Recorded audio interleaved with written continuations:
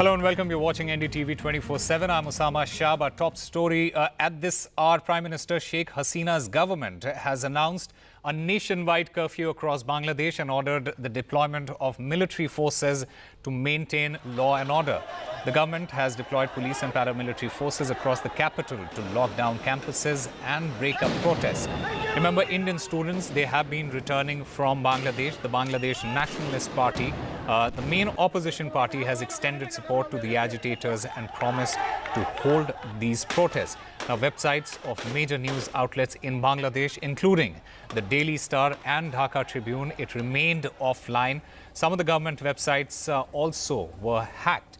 A significant number of Indian students studying in Bangladesh, they have begun returning home, with many arriving in Agartala on Friday following a wave of student protests since last 1 week against the quota system in that nation. They expressed concerns that the situation in Bangladesh could worsen, especially after the government ordered a nationwide shutdown of its mobile internet on Thursday. 105 people, they have died in the violent protests in Bangladesh so far. And to talk about that, we are joined by Mr. Harshvardhan Sringala. He's a former Foreign Secretary as well as a former Indian High Commissioner to Bangladesh. Sir, welcome to NDTV. Thank you, Osama. We have seen mass evacuations as far as the students are concerned there. My first question to you is, how does it affect the Indian students who are studying there? Because we have seen a lot of these students who go there for medical studies. Well, we have seen the protests escalate over the period of the last 5 to 6 days. And, once they escalate, these protests can actually, impact on people who are even outside of the ambit of the original protests. So the student community and Indian citizens there obviously need to be vigilant. And that is what the Ministry of External Affairs advisory has, cautioned. I think wherever students feel that they are at risk, I think it is best to evacuate. From what I can see, the airport is not fully functional. Many flights have been cancelled. Students are not getting reservations on flights out. So the best way is to use any of the multiple, entry and exit points to access India and to come back home safe and sound. So just to put it into context for our viewers, what are the circumstances under which this whole decision has been taken by the Bangladesh government, and why is there so much resentment? So let me put it in perspective. This is not the first time that the students have protested or are protesting. In 2018, when I was there were some fairly serious student protests. Much of it was on the issue of access to government jobs. There was a sense that, 50 years after independence, there was still a quota system that favored those who were descendants of freedom fighters at that time in 1971. And I think many students feel that there should be, a level playing field, and those quotas after 50 years need to be abolished. And from what I can see, the government has agreed. The government has, agreed to the student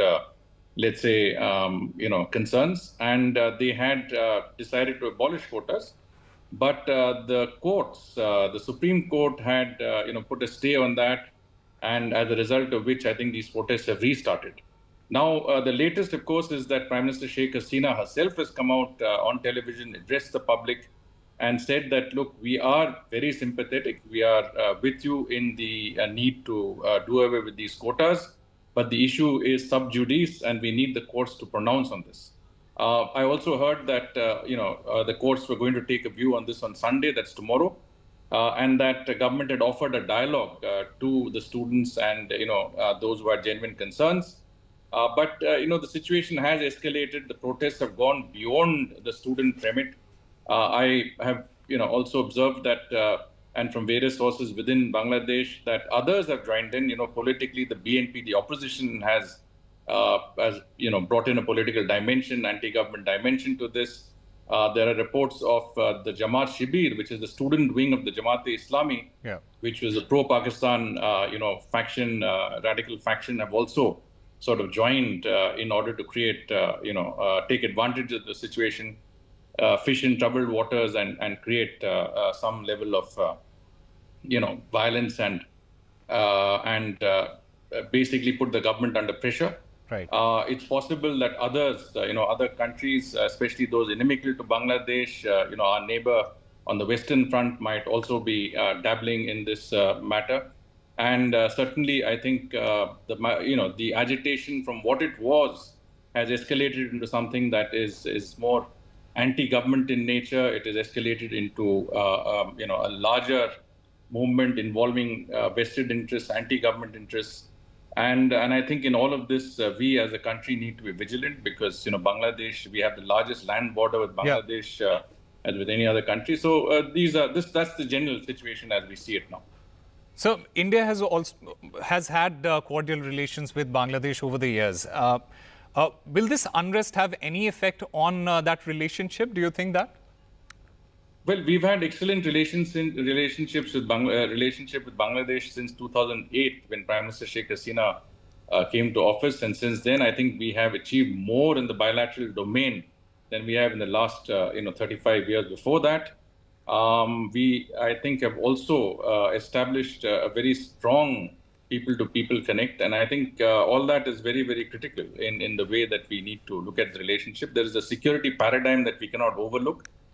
Peace and stability in our neighborhood, especially with Bangladesh, with whom we have, such an extended sort of border and a very strong people-to-people connect, is vital for our own security and our own interests. So I cannot overemphasize what the need for restoring peace and normalcy in Bangladesh means for us as a country, for our security and our relationship with our neighboring country.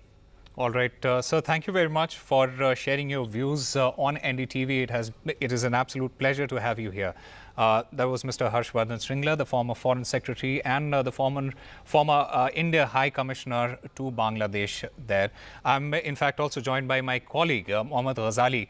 Ghazali, these protesters, they allege that this quota system, it is a means to get more people into the system, and most of these people who are associated with the people in the power, these politicians, they are going to benefit from it.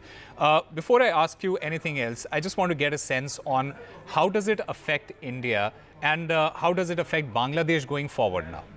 See, the forces which are behind these protests, as being alleged by the Bangladesh authorities, are the opposition parties or the leaders who have also joined the protests there. So the Awami League, the party of Sheikh Hasina, which is in power in Bangladesh, she had proposed this system, or she backs the system where the families, relatives of those who had fought the liberation war of 71 against Pakistan, they should be given a 30% reservation in the government jobs.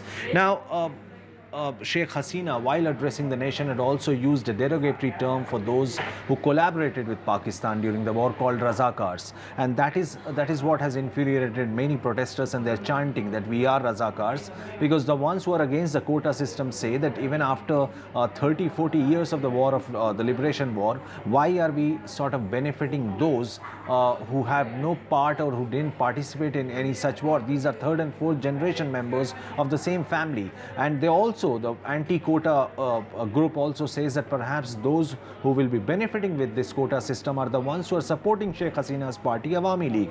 Now, how does this impact Bangladesh and India both? For Bangladesh, we are seeing it's a widespread protest. Universities have been locked down.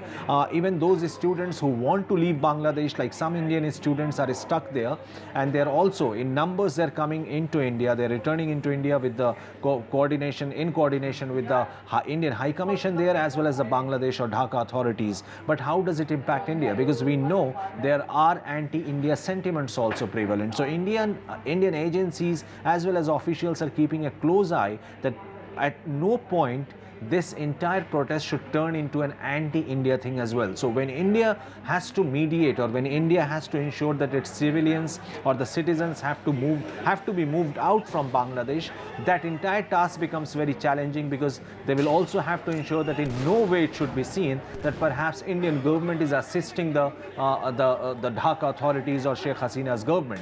So that is where it is very, very delicate situation for diplomacy on both sides. For Bangladesh, Bangladesh, certainly it's a very uncertain situation right now. Situation is tense across the country, and multiple reports are coming that how the newspaper websites have been hacked, or perhaps they have shut down. That there are certain government websites which have been hacked. India has also stopped the movement of 2 of its train which goes to Dhaka from India.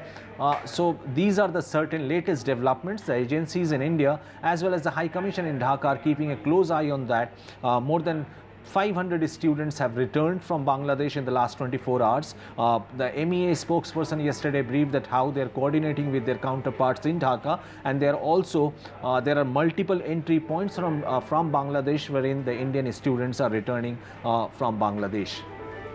All right, Mohammad Ghazali, thank you very much for putting that into context for our viewers there.